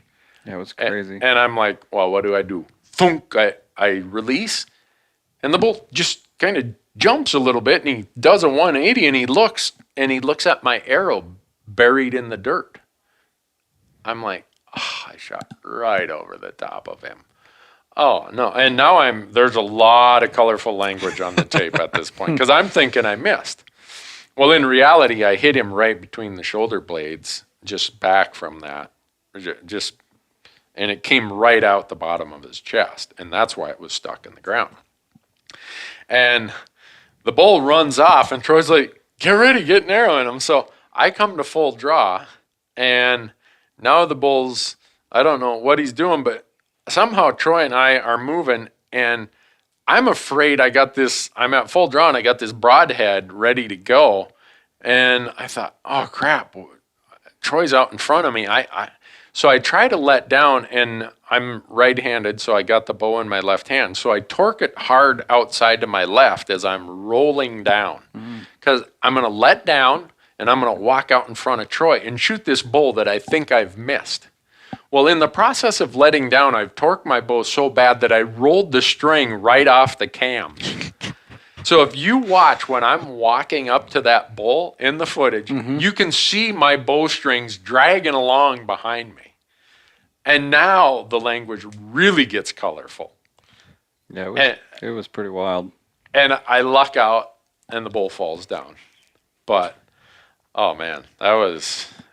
We were close enough that I didn't even use the tripod. I mean, I just put one leg down and just stood there because, we were so close we would have got busted. But it was just literally, and I couldn't get Randy in the frame because neither one of us could move. We didn't know he was going to, I mean, we did probably like a 500-yard stalk. We saw him from 400 or 500 yards, and then we did like a mile loop to play the wind and everything else.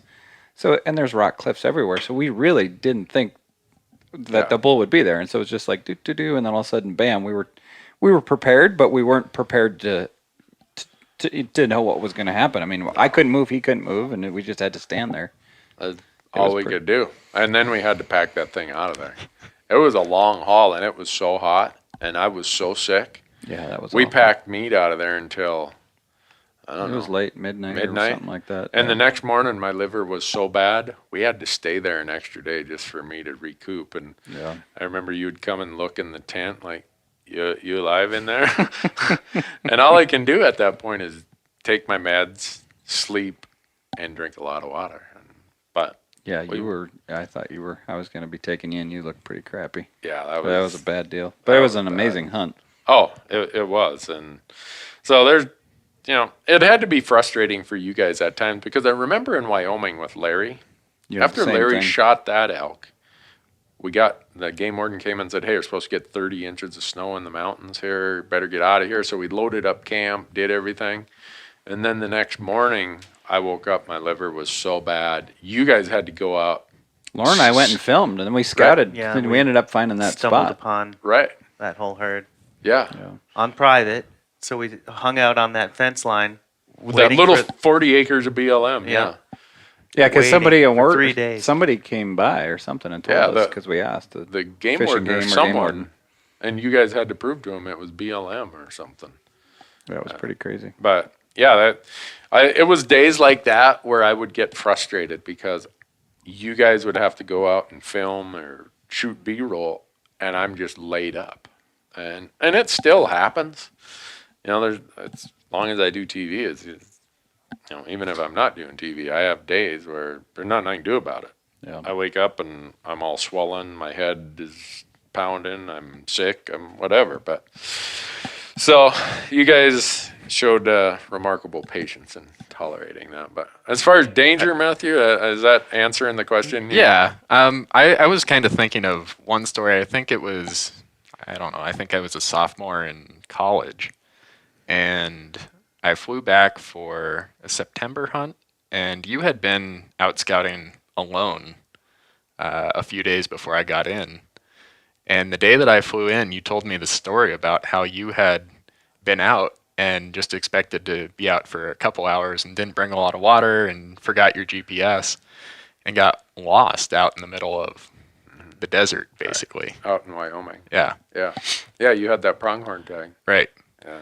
And so, I mean, thanks, camera guys, for being there and keeping an eye on him so he doesn't do that again. But, I mean... Well, he's just so darn stubborn. It's like, okay, I can go 4 more miles. Here we go. And it's like, no, actually, that's a bad idea. Like, remember the time Bart was with us in season 1 and we went up that really steep, ugly face? That was on my list of okay. Things I hate about Randy Newberg. I was so sick that day, and then Bart says, "No, this is the shortcut," and it turned out to be the absolute disaster. Brutal. It was like a half a day. Just it took us forever to get up there, but then that was a buzzer beater too. Yeah, that's another great example. Last day. Yeah, 30 seconds of light left, and just running after an elk herd. Yeah, and you and Bart shot that bull right at dark. Yep. Yeah, and some of these days when I see them on tape, on days when we pushed through when my liver was bad anyhow, some of those days I almost don't even remember being out there until I see it on tape again. That's like, oh, yeah. So I'm sure people listening to this are like, geez, that guy's out there with firearms and and in the wilds of the world? Oh, my goodness. Bundle of sticks. Yeah. No, we're not going there. Sorry, That's Bart. inappropriate. That's an inside joke. We're not going to tell you guys about that. Bart May, who goes Yep. by Lawn Boy out on Hunt Talk. And that's been a fun part of our TV show is how many of the Hunt Talk guys have been our guest hunters. Yeah. Bart, Lawn Boy, Matt Clyde on the wolf hunt, goes by Critter Getter or the Critter Getter. My Uncle Larry, he had the traveling profanity trophy until Bernie showed up. Oh yeah. Bernie Coons. Bernie was amazing. Oh. Yeah. So if you people could imagine this, we're in Nevada the first day and it is blowing hard. And Bernie is so immobile that the deal was, I'm going to go in glass and Bernie, you sit in the truck. And if there's something there, I'll come get you. And so I go in glass, I come back, and Troy and Loren have the cameras set up. Hey, we want to capture this scene of you walking in and talking to Bernie. And so they give Bernie the instructions. Okay, we're going to capture this scene when Randy comes in. Just, tell him what, the weather, whatever. So Bernie knows he's being recorded. And I walk up into the scene, and Bernie says, boy, it's a windy mother blunt. I mean... He says the full Monty there, and you guys just look at me like, man, this is going to be a lot of work. But I don't think Bernie, I don't think it even dawned on him that he said the big one. And he throughout that whole hunt, I don't know how many retakes we had to do because of Bernie. It's when you're a Marine who spent time doing what he did in Vietnam. I mean, I think that kind of language just comes with the territory. Exactly. And I don't think he's ever got out of that mode. And so those are things of producing TV that if ever you could put this on an adult network and tell people, look, hey, there's some colorful language here, I think people would watch some of these clips and just roll on the floor and laugh. But there's a lot of them. So, yeah, we haven't even gotten into food and traveling, and there's so man. many other things we haven't even talked about. Oh, yeah. You're So, folks, if you ever buy a brand new Nissan Titan, I'm on number 4, and you take your camera guy with you, and Troy is one of these guys who's eating all the time. Loren eats, and he's done. Troy's in a perpetual state of eating. If I ate as much as Troy, I'd weigh more than 400 pounds. Fortunately, Troy is very tall, must have a metabolism like a fighter. But if someday in about May or June you come out in your truck because you hadn't used it for a couple months and the coldness of winter has kind of transitioned to the warmth of a spring, and you open the door and you start vomiting at the smell, the odds are your camera guy probably ate a half of a yogurt back in September or October, and he stuck it in the door panel where the little kind of compartment is, and he left it there, and it had been there fermenting for 6 months. So I thought it was the banana peel I left under the seat that was bad. That was bad. That was more just like slime, though. That didn't have nearly. Yogurt, 6-month-old yogurt. I think that was Lauren because I don't eat yogurt. I call BS. No, serious. Really? Not me. And then since all of our hunts were camping, how many meals did we cook on that little Brunton Wind River stove? I mean, hundreds of them. And I've got the most bland palate. I don't like condiments. I don't like spices. I don't like, what's that stuff, Lauren? You got Cholula. Cholula? Gotta have some Yeah. hot sauce. These guys get every sort of mustard known to man, and my stomach and my throat goes in reverse when I smell mustard. It's just like, and if you're a camera guy, the first thing they teach you at film school is when you are out camping, don't put a lid on your mayo or mustard jars. Just throw them in the cooler. And closing the lids on the cooler is optional. Wow. There's a lot of problems. It sounds like you have here. Yeah. So We had to get beyond the Denny Moore beef stew. That was the deal. Oh, thank God, you. the first. No, yes. you guys talked. No. Thank you. You guys talked me out of that, and That was awful. The first trip, he's like, "Look, I have dinner," and he opens up the Yeah. can of weenies Yeah, or we whatever, and basically Lauren and I ate about 2 of them. We're like, "Oh my goodness, we are done Yeah. with this dude." No, I learned a much better camp food diet from you guys than what I had, the path I'd started down. Remember that one can of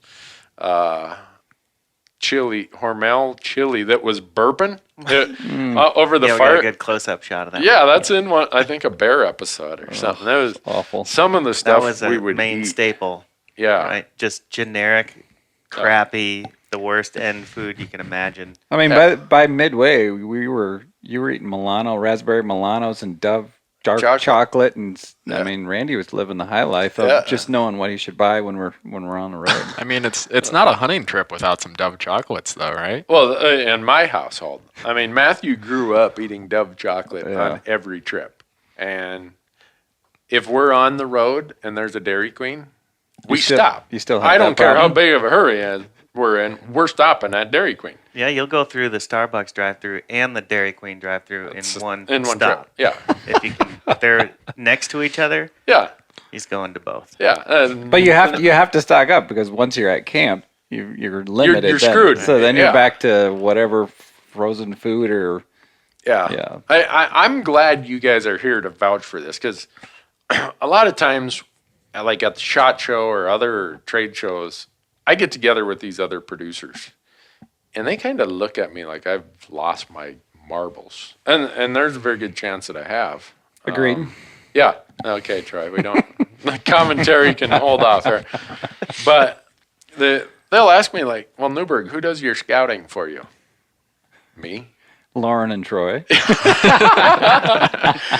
Who sets your camp for you? Me.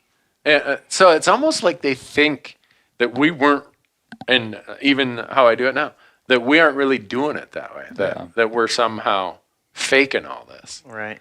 And it'd be nice if we could. I mean, Yeah. think how much more rested we'd be and how much better we would eat. But Yeah, the preparation and stuff, all the maps and scouting, and it was crazy how much time you'd put into it. And then we'd show up early and we'd help scout and set up and shoot B-roll. I mean, it was a huge undertaking. yeah, just the camp. I mean, you hunt all day and then you got to cook dinner. Yeah. And if you don't cook dinner after a while, you just get so weak and tired that you don't have any energy to push on anyhow. So you got to do that. And you got to clean up. You got to do the dishes and whatever. It's way more than what a person sees on TV. And so That's the real deal. I think that was the cool part about that show. Once we had the wheels in motion, it was all real. There was not, other than a reenactment of a shot off the gun or whatever, it was all as authentic as it could be. Well, and we got to experience it too. I think that's what was so neat about special about filming it is we were there, and it wasn't, hey, okay, we'll see you tomorrow. We're gonna go back to the hotel. We'll be here at 8 a.m. It was, okay, we're stuck listening to you snore and sing really bad and eat really bland food and just spend every day. I mean, that's what I was calculating is the trips from 2008 to 2011 or, the stuff I'd done. It was around 30 trips, and that's on average 7 to 8 days. Right. You're putting in over 200 some days with somebody 24 hours a day. Yeah. And that's pretty intense, and you've got to listen to a lot of bad music and a lot of bad singing. Hey, And a lot of R.D. Mercer. R.D. Mercer had great by stories. God. Yeah. Well, How big a boy are you? yeah. Well, all those stories you heard about Big Falls, Minnesota, every one of them are true. And you guys met enough other Big Falls people to verify we that. believe Yeah, it now. I mean, they're the same stories whether they tell them or I tell them. So anyone listening who has a chance to go to Big Falls, Minnesota needs to go there. That's a separate podcast. That is a set. There you go. I need to go back to Big Falls and do a podcast. And Special guest, the one-eyed squaw. You still remember some of the stuff. oh, that's an inside joke. No, it's really not an inside joke. So it's really what it is it's a reflection of the change of times. Big Falls, where I grew up, was a logging town.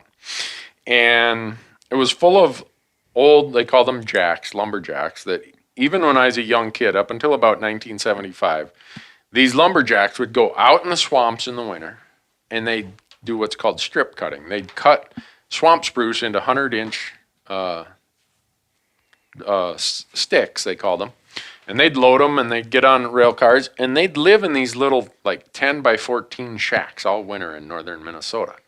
They'd come in during the period that's called spring breakup, which is usually late March and April, and they'd get paid then. And they would go on a drunk like you cannot believe. But they'd usually run out of money by, I don't know, middle of June. Well, and I'm telling this story to the audience who's listening just because Loren brought up the anecdote of, and I know some people are going to say, how can you say the one-eyed squaw? She was a lady who lived in Big Falls, and she had one eye. And that was her name. I couldn't tell you what her real name was. She was one eye was what everybody called her. Or if they're making reference to her and if they're talking to her, it's like, hey, one eye. And if you were making reference to her and not talking directly to her, you'd say, yeah, I ran into the one-eyed squaw down at the Stibby's Red Owl or blah, blah, blah.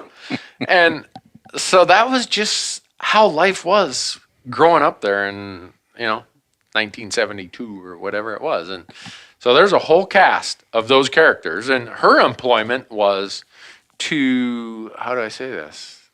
Her employment was dependent upon how much money the lumberjacks had at any point in time. Yeah. So, but yeah, Big Falls was a colorful place. It was like, it's Americana of what you dream of growing up there. So all of us who left there and are now in other parts of the world, we talk of it so fondly because it was a place and a time, an intersection of just so much Americana of one generation, kind of a transition of time in our country and a transition in my life where I was lucky enough that I was right on the tail end of it to where even I was old enough to see a little bit of this. Those people, maybe even 5 years younger than me who grew up in Big Falls, probably didn't see much of that and don't recall it. But anyhow, sidetrack, tangent. So, Matthew, what else? Troy, what do you got? Oh, I was just going to talk about the future, but I think that's almost another that's another hour discussion. So let's go with what Matthew's got now too. So, moving on a little bit, show related. How does someone actually get into the outdoor TV market as far as getting network time, sponsors, everything like that? Right. So if you go to our YouTube channel for Randy Newberg Hunter, I did a little segment that's called So You Want to Be a TV Host. And it kind of goes like this. You got three options. Either you start out with a pot full of money, because when you're done, you're not going to have a pot full of money. I mean, it's the best way to get a small fortune is to start with a large one. Exactly. Very much to that. Or you work for a company in the outdoor industry that is going to have its own TV show. Or you do what I do and you say, I'm going to produce an independent show, and you realize you're probably not going to make any money at it. The business model is so messed up, and you guys know this. Troy, Loren, you guys, you know what Warm Springs was dealing with, trying to price things so that producers like me could actually make the numbers at least break even. A lot of people don't realize that in outdoor TV, you have to go to the network and you buy airtime. And so I'll use the business model of season one. Season one, we started, I told everyone that Mark Pierce sent you guys with me for 4 trips before I signed the contract in late September of 2008. When did the stock market crash in 2008? 2 weeks later. Remember, we were in Wyoming and Uncle Larry said... He was panicking. We're driving down the interstate in a blizzard, and Larry says, speed up, I want to jump out and kill myself today. He said. So we had all these verbal commitments, Mark and I did, for sponsors. And when the stock market went to hell, they disappeared. And I don't blame them. I was a new guy on the block. They were cutting people who had been with them for years and years. So to be the new guy who is just going to show up, you were the first guy who's showing the door. So I signed a $300,000 contract with Warm Springs Production. I signed a $180,000 contract with the network to buy the airtime. That's $480,000 of cost to produce the first season of On Your Own Adventures. Not counting the trip costs, the tags, the travel, everything else. And I had to go, and so when you buy airtime from the network, you get X number of commercial slots. And that you go and resell those to sponsors. And that's how you recoup your money, your production costs, your airtime buy. And when the economy crashed like it did in 2008, needless to say, Randy had some explaining to do about why this wasn't working out the way it looked like it would on paper back in September of 2008. So to your point, Matthew, it's a business model that as an independent producer, it's really hard to make a lot of money at it. If you are involved with pimping products, which anyone who watches our show, you guys know, I'm not pimping products. I'm not doing infomercials. I'm not standing up. I'm not bringing along some bodacious person. I will say, though, that Fruit of the Loom does want to contact you for a contract. Yeah, based on the very first episode. But I'm not willing to do that. I'm not going to insult my audience by standing there trying to peddle them a product that doesn't work. And you guys know how many products I use that I don't get paid for. And why do I use them? Because they work, not because I get paid for them. So that type of approach to it is not a good idea. But it's just, well, I said that when I started the show. I wasn't going to go down the path that a lot of other places go.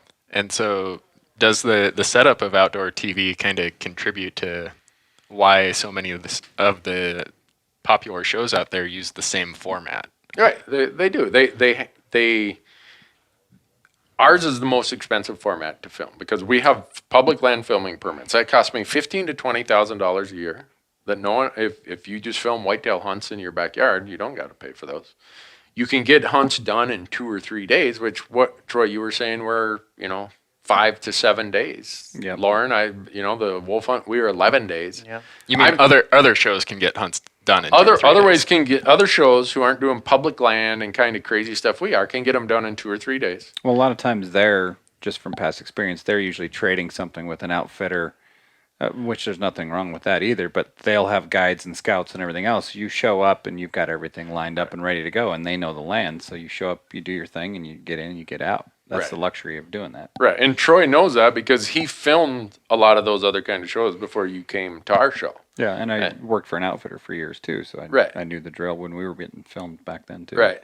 So that's why you see a lot of what you see on outdoor TV, why it all kind of looks the same and is what it is. So I just decided I want to go a different path, even if I don't make any money.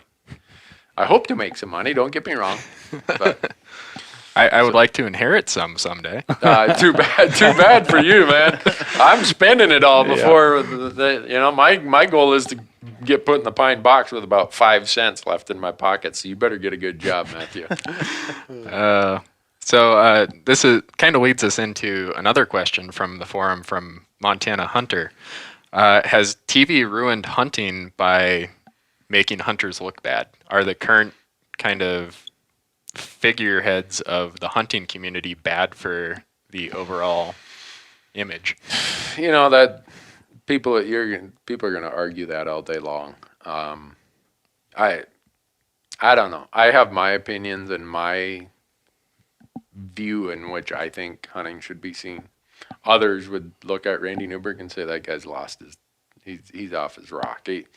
So I get that. Our forum guys are these self-guided public land guys, so they're going to be more attracted to our type of content than they are the content of a high fence show or something like that. So I get where someone might ask that question. I do think that we on hunting TV need to do a better job of presenting the image of hunting to be more real, more relevant focus more on food and conservation and less about me, I. I don't know. Maybe I'm wrong on that, but that's my thought.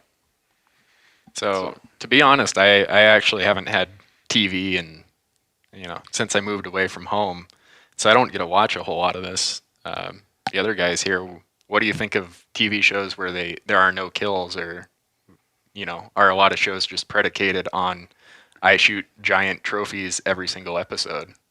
Is that That's a fair question. I think it just depends on what you're looking for, and that's the reality of when you're out there, and that's there's no problem with it as long as there's a story. And that's the problem with the whole model is a lot of people film hunting shows to show that exact thing, the kill shot, the trophy shot, and everything else.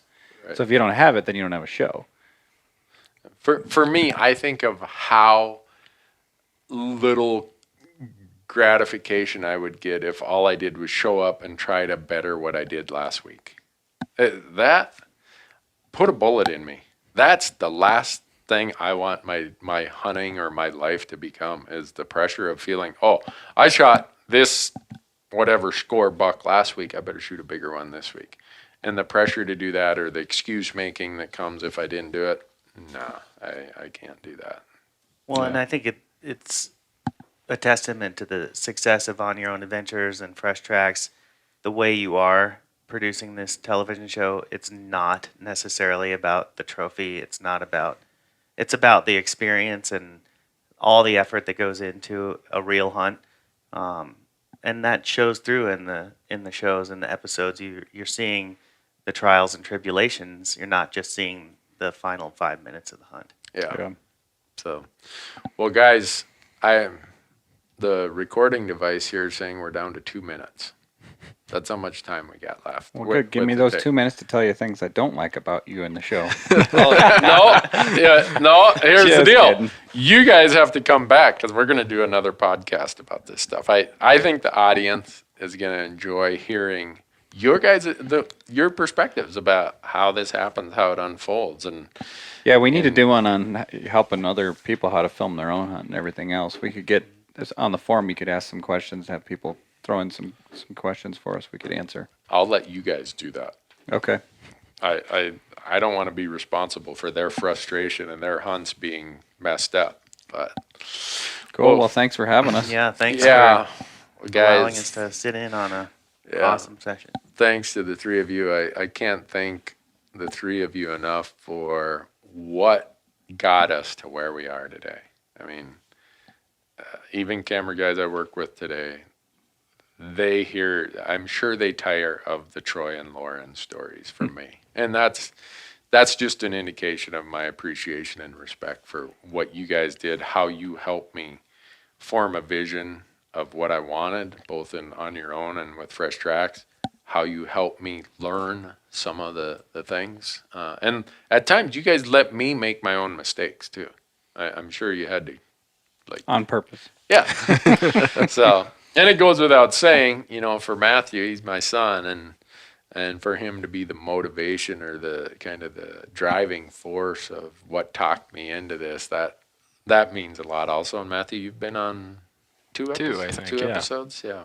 So hopefully many more to come. So anyhow, folks, thanks for listening. We're going to wrap this up. Anything you want to know about Randy Newberg, go to randynewberg.com. You can download all these episodes we've been talking about. You can go and click the link to Hunt Talk. You can listen to this podcast out there. And we're just having fun podcasting from Bozeman, Montana. Randy Newberg, Unfiltered. Thanks for listening.